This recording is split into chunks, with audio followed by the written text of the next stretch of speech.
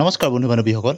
আজি আমি আলোচনা কৰিম যে NEP 2020 মতে অৰ্থাৎ নতুন শিক্ষানীতি 2020 মতে প্ৰাথমিক পৰ্যায়তে হওক বা মাধ্যমিক পৰ্যায়তে হওক শিক্ষকসকলৰ ক্ষেত্ৰত কি কি নতুনত্ব আহিছে, শিক্ষা ব্যৱস্থাৰ ক্ষেত্ৰত কি কি নতুনত্ব আহিছে, সেই বিষয়ে আমি আলোচনা কৰিম। আৰু কেনেদৰে নতুনকৈ নিযুক্তি পাবলগীয়া শিক্ষকসকলৰ ক্ষেত্ৰত কিখিনি পৰিৱৰ্তন হৈছে। আপোনালোকে নিশ্চয় জানে যে NEP 2020 মতে শিক্ষাৰ সামগ্ৰিক বিকাশ অৰ্থাৎ হোলিষ্টিক ডেভেলপমেণ্টৰ ওপৰত গুৰুত্ব প্ৰদান কৰিছে আৰু বহুখিনি দিশ সংশোধন কৰা হৈছে। আপোনালোকে নিশ্চয় দেখিছে, যিসকলে শিক্ষকতা কৰি আছে তেওঁলোকে ভালদৰে গম পাইছে, আৰু যিসকলে শিক্ষক হ'বলৈ বুলি আগবাঢ়িছে তেওঁলোকো নতুন কিছুমান নিয়মৰ আওতালৈ আহিছে। গতিকে আগন্তুক দিনত যিসকলে শিক্ষক হ'বলৈ বিচাৰিছে তেওঁলোকে এই নতুন NEP মতে আগবাঢ়ি যাব লাগিব, আৰু যিসকলে শিক্ষকতা কৰি আছে তেওঁলোকে ইতিমধ্যেই সেই নতুন পদ্ধতিটোৰ মাজত সোমাই পৰিছে। আহকচোন আমি চমুকৈ আলোচনা কৰোঁ এই NEP মতে কি কি নতুন অন্তৰ্ভুক্ত হৈছে। আপোনালোকে নিশ্চয় জানে, প্ৰথমতে শিক্ষকৰ ক্ষেত্ৰত প্ৰফেশ্যনেল কোৱালিফিকেশ্যনৰ ক্ষেত্ৰত ব্যাপক পৰিৱৰ্তন হৈছে। আগতে আছিলে এবছৰীয়া DLED বা এবছৰীয়া BEd কোৰ্চবিলাক আছিলে, কিন্তু বৰ্তমান সময়ত বিশেষতঃ BEd কোৰ্চ আগতে এবছৰীয়া আছিলে, এতিয়া 2 বছৰীয়া হ'ল, আৰু লাহে লাহে ইণ্টিগ্ৰেটেড BEd কোৰ্চটো প্ৰৱৰ্তন হ'ব।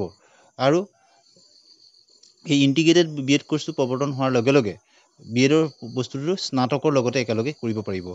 ইয়াৰ উপৰি ডিগ্ৰী কোৰ্চবিলাকো 4 বছৰীয়া হ'ল, আৰু প্ৰতিটো কোৰ্চতে ডিগ্ৰী একোখনকৈ ডিপ্ল'মা, এবছৰ কৰিলে ডিপ্ল'মা, তাৰপিছত 2 বছৰ কৰিলে চাৰ্টিফিকেট, তেনেদৰে কৰিব পৰাকৈ এটা নতুন পদ্ধতি শিক্ষা ব্যৱস্থাত অনা হৈছে। আৰু বিশেষতঃ LP পৰ্যায়ত হওক বা মাধ্যমিক পৰ্যায়তে হওক শিক্ষকতা কৰিবৰ কাৰণে যি NCTৰ যিবিলাক নৰ্মছ, সেই নৰ্মছৰ ক্ষেত্ৰতো কিছু পৰিৱৰ্তন হৈছে।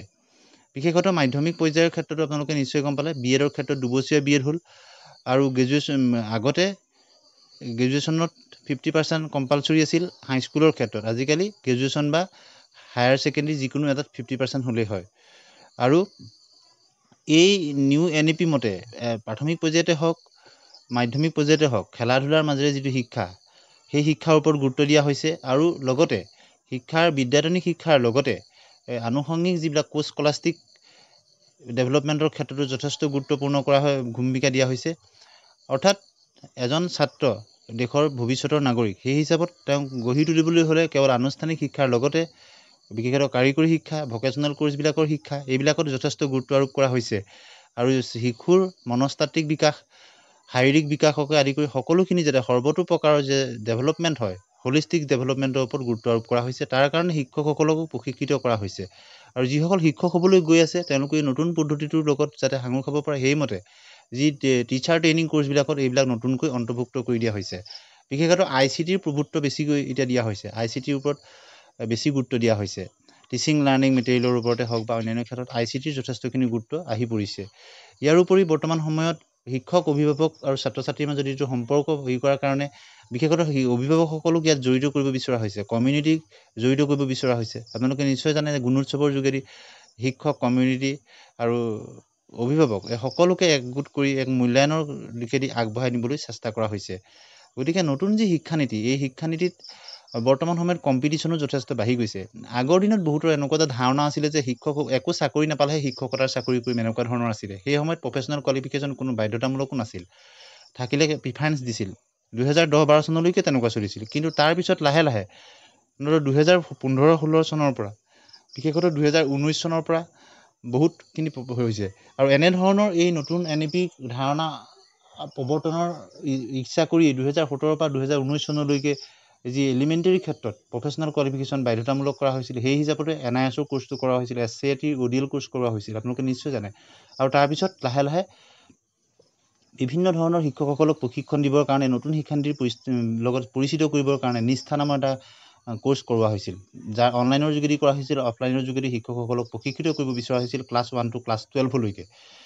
আৰু প্ৰধান শিক্ষকসকলকো তাৰ লগত জড়িত কৰিবৰ কাৰণে বিভিন্ন ট্ৰেইনিঙৰ ব্যৱস্থা কৰা হৈছিল। আৰু বৰ্তমান সময়তো FLNৰ যোগেদি LB শিক্ষকসকলক প্ৰশিক্ষিত কৰা হয়, আৰু বিভিন্ন ধৰণৰ কেৰিয়াৰ সম্পৰ্কীয় হওক বা অন্যান্য যিবিলাক ট্ৰেইনিংবিলাক দি শিক্ষকসকলক একোজন তেওঁলোক মেণ্টৰ হিচাপে, একোজন ফেচিলিটেটৰ হিচাপে তেওঁলোকক সমাজত শিক্ষক সমাজক পৰিচিত কৰিবলৈ তেওঁলোকক গঢ় দিবলৈ চেষ্টা কৰা হৈছে শিক্ষা ব্যৱস্থাটোৰ যোগেদি, যাতে ভৱিষ্যতৰ যিসকল শিশু বা নাগৰিক তেওঁলোকৰ যাতে সকলো দিশত যাতে ব্যাপক উন্নতি সাধন হয় আৰু সামগ্ৰিক উন্নতি সাধন হয়।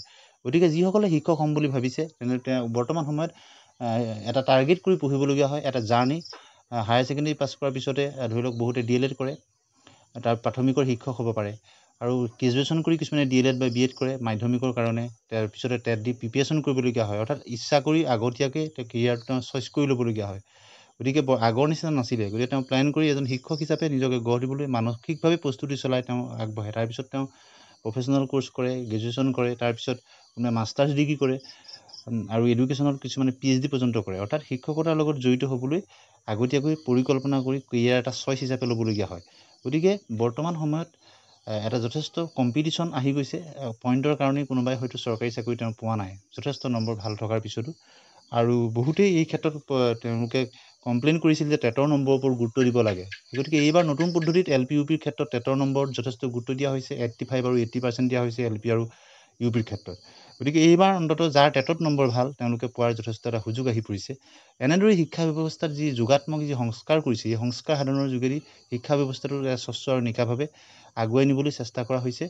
আৰু যিসকলে শিক্ষক হ'ম বুলি তেওঁলোকে ভাবি আছে তেওঁলোকৰ ক্ষেত্ৰতো এই যিটো নতুন পদ্ধতিয়ে যথেষ্ট আশাৰ ৰেঙনি আনিব।